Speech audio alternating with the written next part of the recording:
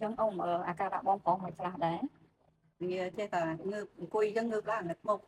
គឺឈឺចាប់ទៅតាមសាច់ដុំហ្នឹងចាបងចាហ្នឹងអញ្ចឹចឹងច្រើនតែងឹតមុខហ្នឹងហ្មងចាអញ្ចឹងបូករួមជាមួយនឹងលទ្ធផលតេស្តឈាមរបស់គាត់ដែលថាគាត់លើសខ្លាញ់លើសអីហ្នឹងវាត្រូវជាមួយនឹងអាការៈគាត់ហ្នឹងហើយកាលណាគាត់លើសខ្លាញ់ខ្លាំងពេកហើយជាមួយនឹងចុះជាតិស្ករ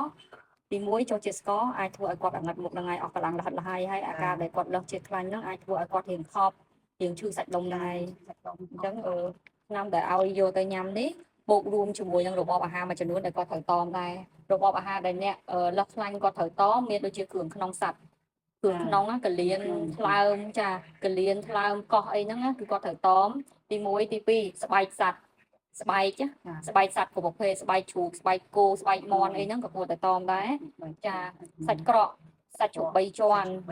សិតតែត្រូវតមហើយអាហារបំពងឬក៏ចៀនដែលប្រើខ្លាញ់ក្តៅខ្លាំងហ្នឹងណាក៏គាត់គួរជៀសវាងដែរជាមួយនឹងអាហារដែលមានជាតិផ្អែមខ្លាំង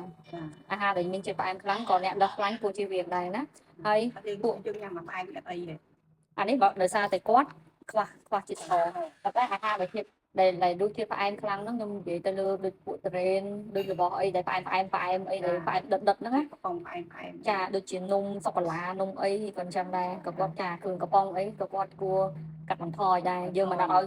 យគាត់តហ្មងទេប៉ុន្តែគួរកាត់បន្ថយហើយខួរសត្វចាខួរជ្រូកខួរគោខួរហ្នឹងក៏ឡើងកូលេស្តេរ៉ុលខ្ពស់ដែរចាហើយជាពិសេសពងទាកូនណាពងទាកូនអាពួកដែលចង់ញាស់ជាកូនហ្នឹងអាហ្នឹងកូលេស្តេរ៉ុលឡើងខ្លាំងអាហ្នឹងអ្នកបើអ្នកមានជំងឺបេះដូងអីឬក៏លើសសម្ពាធឈាមអីគេគួរជៀសវាងអាហ្នឹងដែរណាហើយអាហារដែលកែច្នៃដូចជារបស់អាហារកំប៉ុងអីហ្នឹងណាចាក៏អ្នកលើសខ្លាញ់គួរជៀសវាងដែរណាចាអញ្ចឹងការដែលគាត់ព្យាបាលបូករួមជាមួយនឹងគាត់គ្រប់គ្រងរបបអាហារឬក៏គាត់ដឹងអាហារណាដែលគាត់គួរជៀសវាងឬក៏គួរកាត់បន្ថយហ្នឹងក៏ចូលរួមក្នុងការព្យាបាលវាកាន់តែមានប្រសិទ្ធភាពខ្ពស់ដែរណាអ៊ំចាអូខេអញ្ចឹងមិញយើងនិយាយពីអាហារដែលគាត់គួរជៀសវាងឥឡូវយើងនិយាយពីអាហារដែលគាត់គួរញ៉ាំវិញអាហារគួរញ៉ាំប្រេងដែលយើងយកធ្វើម្ហូបហ្នឹងភាគច្រើនយើងយកប្រេងដែលចម្រាញ់ចេញពីគ្រាប់ធញ្ញជាតិដូចជាប្រេងការឈូករ័ត្នប្រេងអូលីវអីចឹងណាអ៊ំចាអាហ្នឹងប្រសើរហើយបន្លែបៃតងក៏គាត់អាចញ៉ាំបានរៀងច្រើនដែរព្រោះអីវាមានកម្រិតជាតិខ្លាញ់ជាមួយនឹងជាតិស្ករទាបឯងយើងអាចញ៉ាំជាប្រភេទផ្លែឈើរៀងជូរតិចទៅមានដូចជាក្រូចប៉ោម blueberry strawberry ស្វាយដែលស្គីមិនស្វាយគ្រាប់ធញ្ញជាតិក៏យើងគួរតែញ៉ាំដែរព្រោះអីនៅក្នុងគ្រាប់ធញ្ញជាតិ100ក្រាមនៃពួកគ្រាប់អាល់ម៉ុនសណ្តែកដីឬក៏គ្រាប់ផ្លែចន្ទីហ្នឹងគឺមានកាឡូរីចំនួន400ទៅ600គីឡូកាឡូរីអញ្ចឹងធ្វើឲ្យយើងឆ្អែតបានយូរកាត់បន្ថយចំណង់អាហារកាត់បន្ថយការចង់ញ៉ាំផ្អែមឬក៏ចង់ញ៉ាំខ្លាញ់ក្នុងនោះក៏យើងអាចញ៉ាំអង្ករសំឡូស្រូវសាលីចំពោះពពួកប្រូតេអ៊ីនវិញយើងអាចញ៉ាំពពួកអូមេហ្គា3ដែលមាននៅក្នុងសាច់ត្រីសាម៉ុនត្រីសាបាក់ឬក៏អូមេហ្គា3ដែលយើងទិញនៅលើទីផ្សារពពួក supplement ក៏បានដែរសាច់មាន់ដែលយើងត្រូវដកខ្លាញ់ចិត្តដកស្ករដកស្បែកចេញហើយសណ្តែកដីតៅហ៊ូសុទ្ធតែជាប្រូតេអ៊ីនដែលអ្នកលើសខ្លាញ់អាចញ៉ាំបានទឹកដោះគោដែលមានជាតិខ្លាញ់ទាបពួក yogurt ដែលគ្មានជាតិស្ករ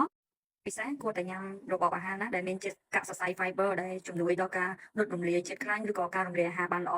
បង្កើនការហាត់ប្រាណដែលក្នុងមួយសប្តាហ៍គាត់គួរហាត់ប្រាណឲ្យបាន140ទៅ150ម៉ោងអញ្ចឹងបើយើងគិតទៅមួយថ្ងៃយើងឆ្លៀតឲ្យបាន20ទៅ30នាទីពីព្រោះការហាត់ប្រាណមិនត្រឹមតែដុតបំផ្លាញជាតិខ្លាញ់ដែលសេះសបានល្អនោះទេវាជួយឆ្អឹងសរសៃពួរសាច់ដុំចលនាសន្លាក់មានសុខភាពល្អជួយគ្រប់គ្រងទម្ងន់ជួយកាត់បន្ថយ stress ជួយឲ្យគេងលក់ស្រួលនិងជួយឲ្យយើងមានសុខភាពល្អប្រសើរផងដែរហើយចំពោះវិធីក្នុងការធ្វើម្ហូបគាត់គួរតែកាត់បន្ថយការបំពងឬក៏ការចៀនដែលប្រើខ្លាញ់ក្តៅបកមកការស្ងោរការចំហុយឬក៏ការអាំងវិញរបៀបក្នុងការធ្វើម្ហូបក៏ចូលរួមសំខាន់ក្នុងការកាត់បន្ថយជាតិខ្លាញ់នៅក្នុងសរសៃឈាមគាត់ផងដែរ